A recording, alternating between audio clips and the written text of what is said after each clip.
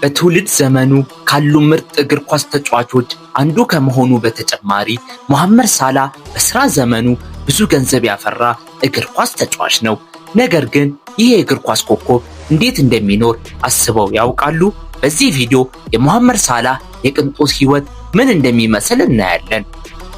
እንደ አውሮፓውያን አቆጣጠር በ1992 በግብጽ ባሲያን ከተማ የተወለደው መሐመድ ሳላህ ሄንማርስ ጋሊ ይበልጥ በመሐመድ ሳላህ ስም የሚታወቀው በዓለም ላይ ካሉ ምርጥ ተጫዋቾች አንዱ ነው።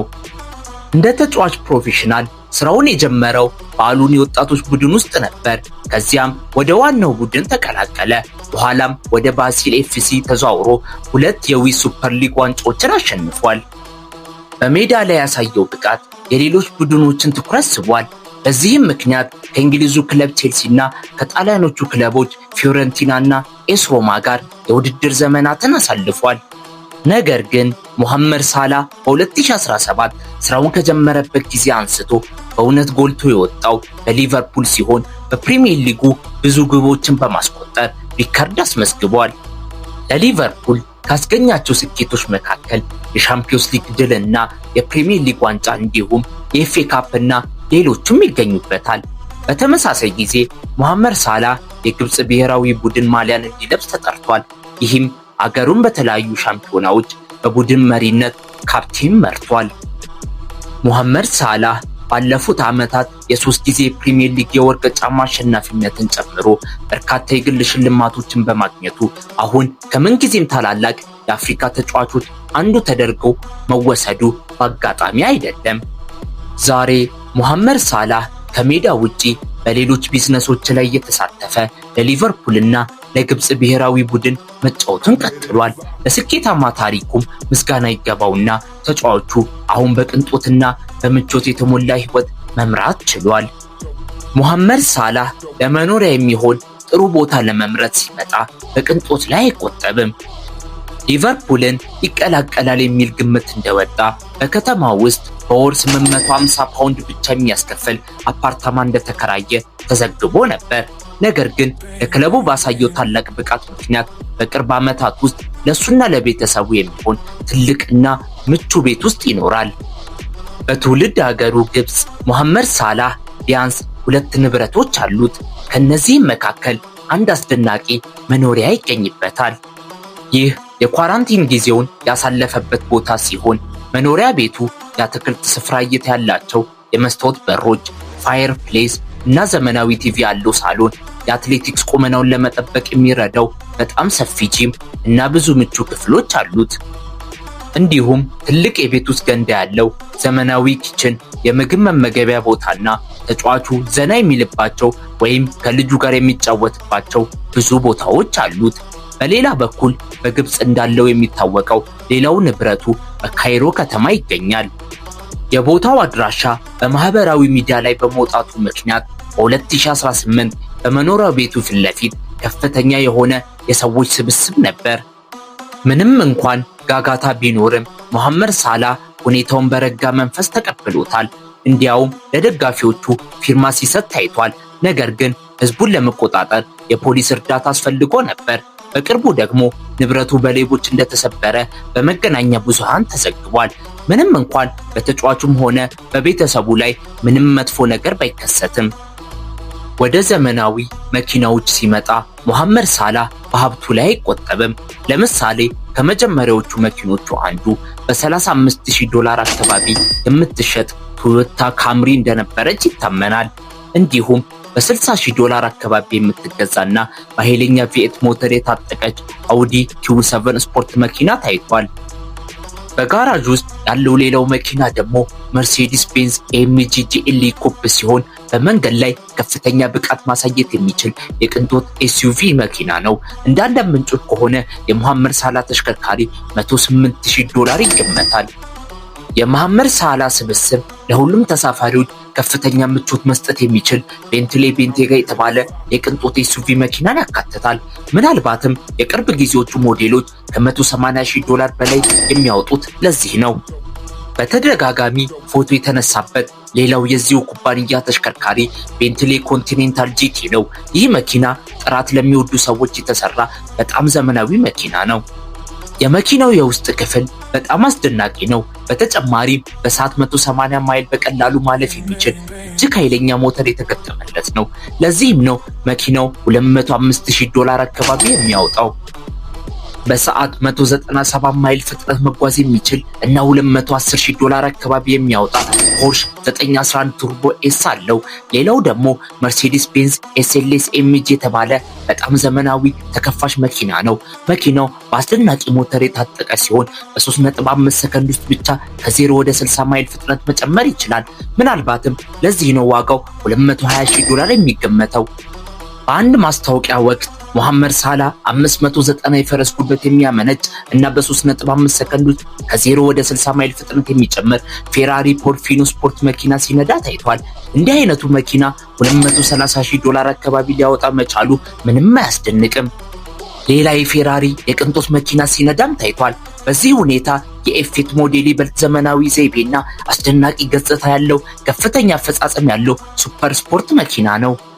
ተሽከርካሪው በ3 ሰከንድ ውስጥ ከ0 ወደ 60 ማይል መጓዝ የሚችልና 710 የፈረስ ጉልበት የሚያመነጭ ሞተር አለው።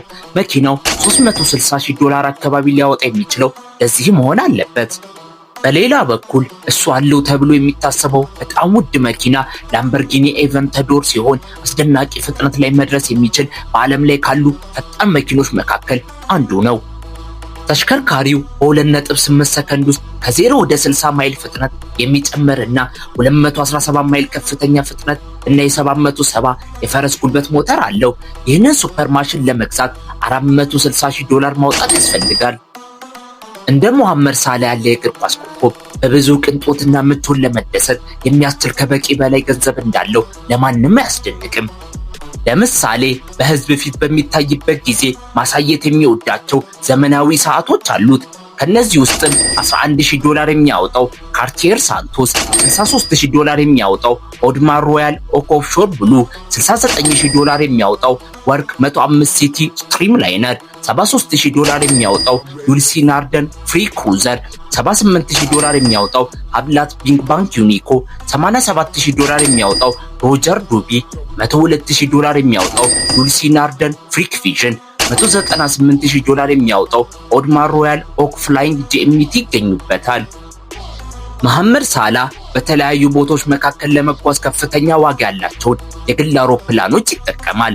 በማህበራዊ ትስስር ገጾች ላይ ከሚያጋራቸው ፎቶዎች መረዳት እንደሚቻለው ከፍተኛ ደረጃ ያላቸው ጀቶች ናቸው። ከተጓዘባቸው አውሮፕላኖች አንዱ ቦምባርዲየር ዳሽ 8 ሲሆን እንዲህ አይነት አውሮፕላን ለመከራየት በሰዓት $4,900 ገደማ ማውጣት ያስፈልጋል። ሌላ የግል ጀት ቦምባርዲየር ቻሌንጀር 300 እንደሚጠቀም ይገመታል። የጀቱ የኪራይ ዋጋ በሰዓት $7,000 አካባቢ ነው። አዲስ ሞዴል እስከ $15 ሚሊዮን ያወጣል።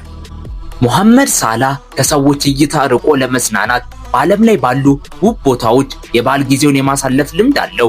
በጉዞዎቹ ላይ ማድረግ ከሚወዳቸው ዋና ዋና ነገሮች አንዱ በባህር ላይ በጀት ስኪ መዝናናት ነው። በአንዳንድ ጉዞዎቹ ሙሐመድ ሳላ ከፍተኛ ሀብት የሚያወጡ በሚመስሉ ውብ መርከቦች ላይ ብዙ ጊዜ ይታያል።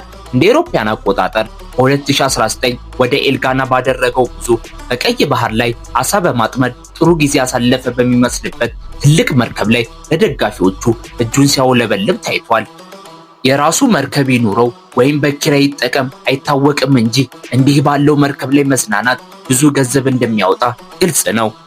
ሙሐመድ ሳላ ለማህበራዊ ጉዳዮች ትልቅ ትኩረት የሚሰጥ የእግር ኳስ ኮከብ ነው። ባገኘው ዝና ምክንያት ተጫዋቹ በግብጽ በተለይም ባደገበት መንደር ውስጥ ብዙ የበጎ አድራጎት ስራዎችን ያከናውናል። ባለፉት ዓመታት በክልሉ ካከናወናቸው ዋና ዋና ተግባራት መካከል ለቤተሰቦች በወር $4,500 እርዳታ፣ $329,000 ለአምቡላንስ ማዕከል ግንባታ፣ ለባሽኒ አጠቃላይ ሆስፒታል $57,000 ልገሳ፣ ለሃይማኖት ተቋማት $166,000 የሚጠጋ አስተዋጽኦ ይገኙበታል።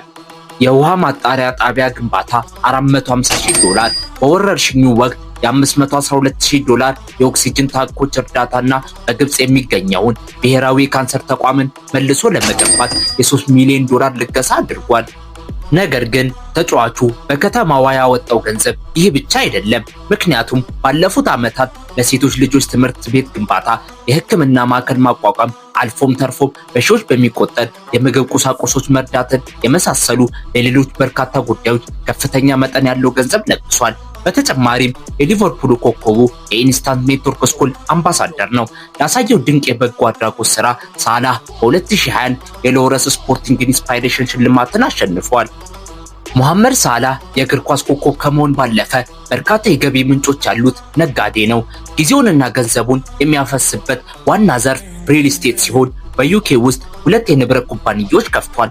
ተጫዋቹ ብዙ ጊዜ በትልልቅ ዝግጅቶች ላይ በመገኘት ከፍተኛ ገቢ ያገኛል። ነገር ግን የሙሐመድ ሳላህ ከእግር ኳስ ውጭ ያለው ትልቁ የገቢ ምንጭ በኢንስታግራም ገጹ በሚያደርጋቸው የፕሮሞሽን ስራዎች ነው። ከ60 ሚሊዮን በላይ ተከታዮች ስላሉት ከተለያዩ ኩባንያዎች ጋር በመተባበር ገንዘብ ያገኛል። ከነዚህም መካከል DHL፣ ኡበር ኢጂፕት እና ኦፖ ይገኙበታል። ከሙሐመድ ሳላህ ትላልቅ ስፖንሰሮች አንዱ አዲዳስ ሲሆን ኮከቡ በዓመት $3 ሚሊዮን ገደማ ያገኛል። እንደ አንዳንድ ምንጮች ከሆነ አጥቂው ሁሉንም ስምምነቶች በመደመር በዓመት እስከ $13 ሚሊዮን ይቀበላል። ከክለቡ ደሞዝ እና ከተለያዩ ብራንዶች የሚያገኛቸውን ገቢዎች ጨምሮ በዓመት የሚያገኘው ገቢ በ30 እና በ35 ሚሊዮን ዶላር መካከል እንደሆነ ይታመናል።